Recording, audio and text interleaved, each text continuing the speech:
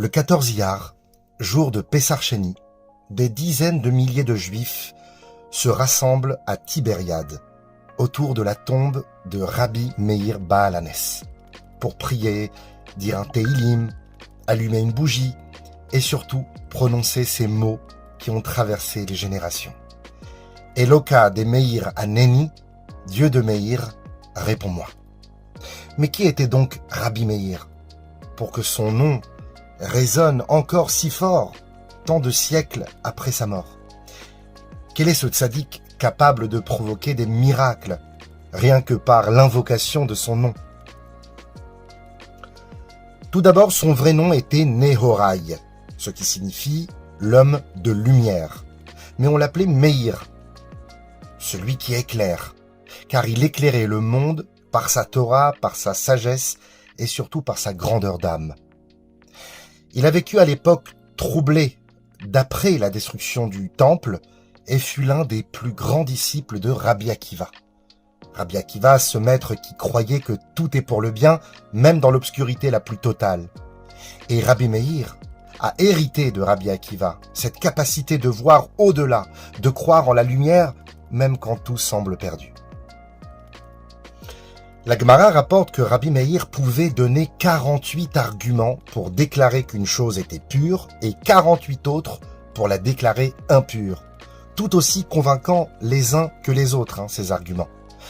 Mais ce n'était pas pour semer la confusion, ou le doute, ou le trouble, c'était pour montrer la profondeur infinie de la Torah et que chaque chose peut être vue sous différents angles avec cohérence. D'ailleurs, on dit que chaque fois que la Mishnah commence par le terme matnitin, qui veut dire nos maîtres ont enseigné, il s'agit à chaque fois, en fait, d'un enseignement de Rabbi Meir. Et d'ailleurs, il est à l'origine de 335 enseignements codifiés dans la Mishnah, qui est un véritable pilier de la Torah orale. Son élève, Rabbi Yehuda Hanassi, celui qui a compilé toute la Mishnah, surnommé Rabbi, disait quelque chose d'incroyable à propos de son maître Rabbi Meir. Il disait « Tout ce que j'ai appris, je l'ai tiré du fait d'avoir vu seulement le dos de Rabbi Meir. Si j'avais vu son visage, j'aurais été 1000 fois plus grand. » C'est-à-dire que même l'ombre, le dos de Rabbi Meir, pouvait inspirer des géants. Cela peut en dire long sur sa nature. Rabbi Meir enseignait que tu ne dois pas regarder la cruche, la poche corporelle, extérieure, superficielle, mais seulement ce qu'elle contient.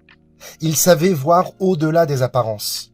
Il ne jugeait pas l'homme sur ses habits ou sur son passé, mais sur son potentiel. Il voyait le cœur, il voyait la lumière cachée en chacun.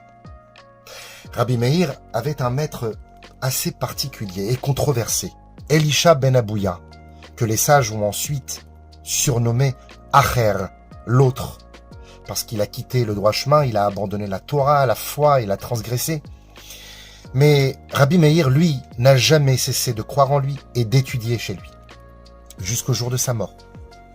On lui a demandé un jour à Rabbi Meir, comment peux-tu continuer à boire de cette source impure qui est Elisha ben Abouya? Et il leur a répondu, je mange la date, mais je rejette le noyau. C'est-à-dire, je prends le bon, je laisse le mauvais.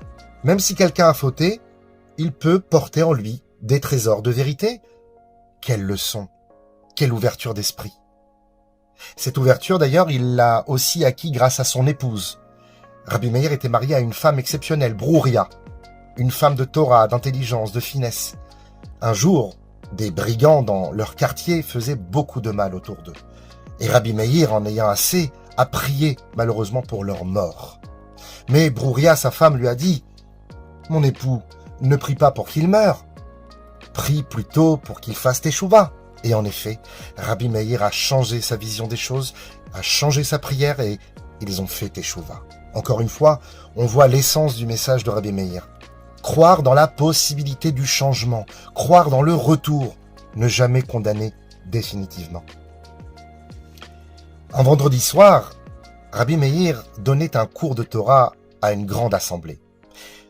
Parmi le Kahal, une femme était captivée et est restée plus longtemps que d'habitude au cours.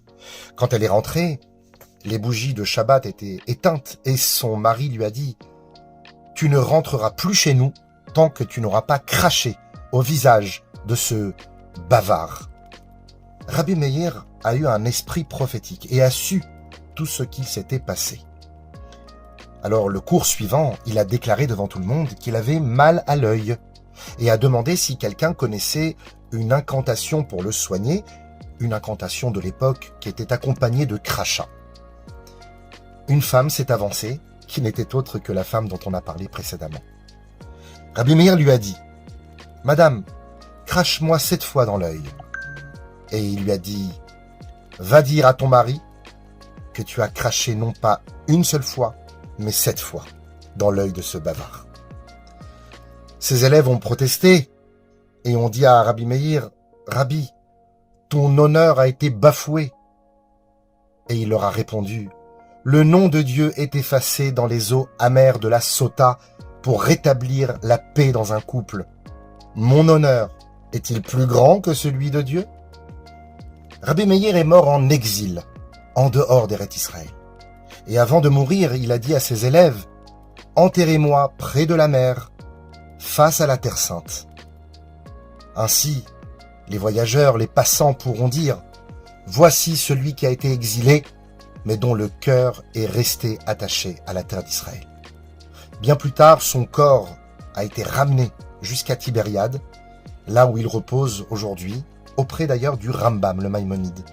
Et depuis, chaque année, des âmes de tout horizon viennent se recueillir à sa tombe et dire avec foi « Eloka de Meir Aneni, Dieu de Meir, réponds-moi ». Un autre fait fascinant, Rabbi Meir descendait de Néron, le général romain qui devait détruire Jérusalem. Mais Néron, voyant que ses flèches tombaient toutes vers la ville sainte, a compris que Dieu l'avait choisi pour diriger la conquête de Jérusalem. Mais il ne voulait pas être l'instrument de cette catastrophe. Il a refusé d'accomplir l'ordre de Dieu. Il s'est enfui de son armée. La légende raconte qu'il s'est converti et de lui est né Rabbi Meir. Comme quoi, même de Rome, même de la violence, peut jaillir une lumière. La Iloula de Rabbi Meir a lieu le 14 Iyar, comme on l'a dit au début, jour de Pessah Sheni, qui veut dire littéralement le second Pessah. En fait, dans le désert, à la 2e année de la sortie d'Égypte, des Juifs qui avaient été rendus impurs par le contact avec des sépultures sont venus voir Moshe Rabbeinu pour lui dire « Nous ne pourrons pas cette année apporter le sacrifice pascal, le Korban Pessah. Mais pourquoi serions-nous exclus ? Pourquoi sommes-nous relégués au 2e rang ?» Et Dieu leur a ouvert cette notion d'une 2e chance. C'est le jour du rattrapage spirituel, le jour qui enseigne que ce n'est jamais trop tard. Et il leur a permis d'apporter le Korban Pessah 1 mois après Pessah, à cette date du 14 Iyar. Et qui mieux que Rabbi Meir qui incarne tout cela, lui qui croyait en la tchouva, en la lumière cachée, en la 2e chance. C'est le jour idéal pour demander toutes les bénédictions, comme dit le Zohar dans Béal Otra 72. En ce jour, toutes les bénédictions sont accessibles. Il suffit de les demander avec un cœur sincère et de dire « Eloka de Meir Aneni, Dieu de Meir, réponds-moi ».